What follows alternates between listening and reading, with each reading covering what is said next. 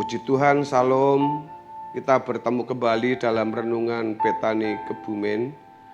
Saya terus berdoa Bapak Ibu Saudara semakin bertumbuh dalam kebenaran firman Tuhan dan semakin diberkati oleh Tuhan. Hari ini kita akan berbicara tentang berdamai dengan Allah. Saudaraku yang dikasihi oleh Tuhan Yesus, suatu hari nanti akan ada orang-orang yang sangat menyesal dalam ketakutan dan kegentaran yang hebat karena mereka tidak pernah bertemu dengan Bapa di surga. Sejak di bumi tidak pernah satu frekuensi dengan Bapa. Seseorang yang benar-benar telah bertemu dengan Bapa pasti memiliki persekutuan dengan Bapa sehingga tidak perlu mencari frekuensinya, sebab selalu tersambung dengan Bapa. Ini artinya hidup berdamai dengan Allah.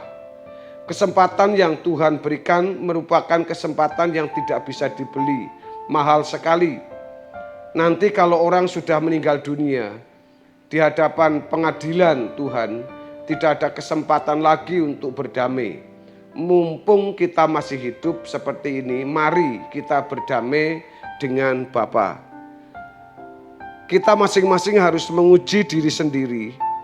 Apakah benar kita sudah menjumpai Allah Bapa atau tidak? Itulah sebabnya kita harus terus mencari wajahnya. Nanti kita akan mengerti apa artinya bertemu dengan Bapa ini sampai kita tidak mengingini apa-apa lagi. Ini hal yang sangat luar biasa, yaitu mati sebelum mati atau selesai sebelum selesai. Sampai pada level ini, seseorang barulah bisa menghayati realitas Allah. Kita mungkin orang yang dipandang hebat di mata umum, namun demikian kita harus menjadi orang yang bergantung pada Tuhan dan menyadari betapa miskinnya keadaan kita saat ini, betapa kita memerlukan atau membutuhkan Tuhan. Bukan karena ada kebutuhan-kebutuhan, pemenuhan kebutuhan jasmani atau masalah-masalah fana, tetapi bagaimana kita dapat hidup tidak bercacat, tidak bercela, dan tidak terikat kesenangan apapun dalam hidup itu demi kekekalan kita dan terus berjuang menjadi seperti Yesus. Sebab vaksin untuk mengalahkan kehidupan di bumi dan di surga hanya satu, yaitu hidup seperti Yesus. Saudaraku, doktrin tidak akan bisa menyelamatkan. Sebab manuver iblis itu berubah-ubah setiap saat, setiap zaman. Kita tidak bisa mengalahkan iblis dengan doktrin yang ditemukan orang beberapa abad yang lalu dan yang diajarkan sampai sekarang.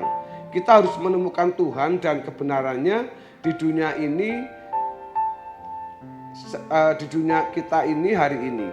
Sebab ketika setiap orang pasti akan mengalami pergumulan yang berbeda.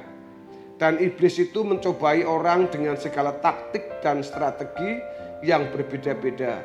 Hanya kalau kita betul-betul hidup di dalam Tuhanlah yang membuat kita cerdas, kokoh dan kuat, serta bisa melawan kuasa gelap. Suatu hari nanti akan menyesal karena tidak menemukan Allah. Oleh karena itu, yang penting sekarang ini adalah bagaimana penyembahan seseorang itu menjadi benar, bagaimana perjumpaan kita dengan Tuhan itu menjadi benar.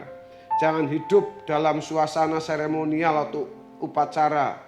Yang kita lakukan selama ini dalam ibadah adalah sebuah seremonial, tetapi hal itu bisa menjadi bernilai atau kita menggelar hidup dalam sikap menyembah Allah, sikap menghormati Allah dalam seluruh perilaku kita. Waktu kita berkata engkau besar, engkau yang termulia, engkau layak, apakah kita membuat Tuhan benar-benar layak disembah di dalam perilaku kita? Waktu kita bicara sembarangan, waktu kita tidak tulus terhadap seseorang, waktu kita menghargai uang, harta, gelar, pangkat, nama baik lebih dari Tuhan, kita membuat hal-hal tersebut jadi lebih layak dibanding Tuhan. Ini berarti tidak memuliakan Tuhan. Banyak alasan mengapa seseorang melakukan hal ini, misalnya karena takut kurang terhormat, takut terhadap seseorang maka ia berdusta, atau takut miskin atau kekurangan lalu korupsi, takut kurang terhormat lalu menyingkirkan orang. Di sini seseorang membuat manusia lebih layak dari Allah untuk ditinggikan. Saudara, Bapak Ibu yang dikasihi oleh Tuhan, jadi bagaimana pertemuan bersama kita menjadi menarik dan memikat hati Allah? Hanya kalau kita memiliki sikap menyembah di seluruh perjalanan hidup kita. Dalam perilaku menyembah Allah, menghormati Allah, memuji Allah dalam satu kesadaran dan penghayatan bahwa Allah Israel, Allah Abraham, Allah Ishak dan Allah Yakub, Allahnya Musa itu nyata. Mari kita rajut dari perkara-perkara sederhana atau kecil. Kita pasti bisa melalui latihan terus-menerus. Penghayatan kita terhadap Allah akan bertumbuh walaupun sedikit demi sedikit. Kalau kita sekolah teologi hanya bisa memiliki ilmu mengenal Allah, belum tentu sudah mengenal Allah secara realitas. Kadang teologi malah menyesatkan, sehingga karena sudah merasa mengalami Allah, padahal tidak. Mereka seperti memiliki habitat di mana dia bisa bergaul dengan Allah, tetapi itu semuanya hanya fantasi. Sesungguhnya Allah tidak cukup dijumpai di ruang perpustakaan, di mana ada banyak buku dan ilmu tentang Allah, tetapi Allah dijumpai dalam kehidupan konkret kita sehari-hari. Kita tidak dapat menarik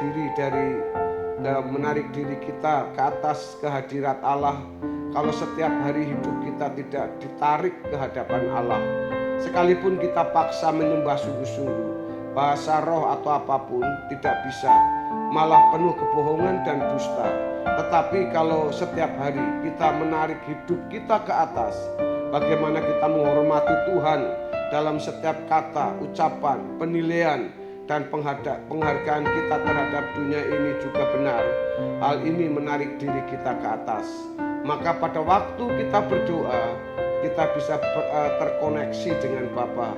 Banyak orang tahu bagaimana teknik menyanyi, menyembah Tuhan, tetapi sejujurnya bisa penuh kebohongan atau paling tidak ada unsur kebohongan atau munafik. Tetapi kalau setiap hari kita menarik hidup kita melekat dengan Tuhan, setiap hari kita menghargai Dia dalam segala hal, kita membenahi diri kita, monster-monster kecil itu kita bunuh, maka iman kita menjadi sempurna karena perbuatan itu. Di sini baru kita bisa menemukan Tuhan.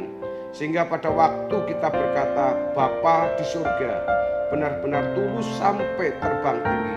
Jadi kalau kita setiap hari menarik diri kita ke atas terus, kita bisa bergaul dengan Allah seperti Henokh, seperti Musa, dan mengalami perjumpaan dengan Allah. Kita bisa menghayati kehadiran Allah. Hendaknya kita berani meninggalkan dunia untuk bergaul dengan Allah. Kita masih hidup di dunia, kita berbisnis, kita berkarir, kita bekerja mencari uang, tetapi semua kita lakukan hanya karena Tuhan. Seperti pesan Paulus, jika engkau makan atau jika engkau minum, atau jika engkau melakukan segala sesuatu, kita lakukan semua untuk kemuliaan Allah. Dalam 1 Korintus 10 ayat 31, hendaknya kita berkemas-kemas sebelum waktu usai. Saudaraku, kita tidak dapat menarik diri kita ke atas di hadirat Allah kalau setiap hari hidup kita tidak ditarik ke hadapan Allah. Kiranya kebenaran firman Tuhan memberkati kita hari ini. Haleluya. Amin.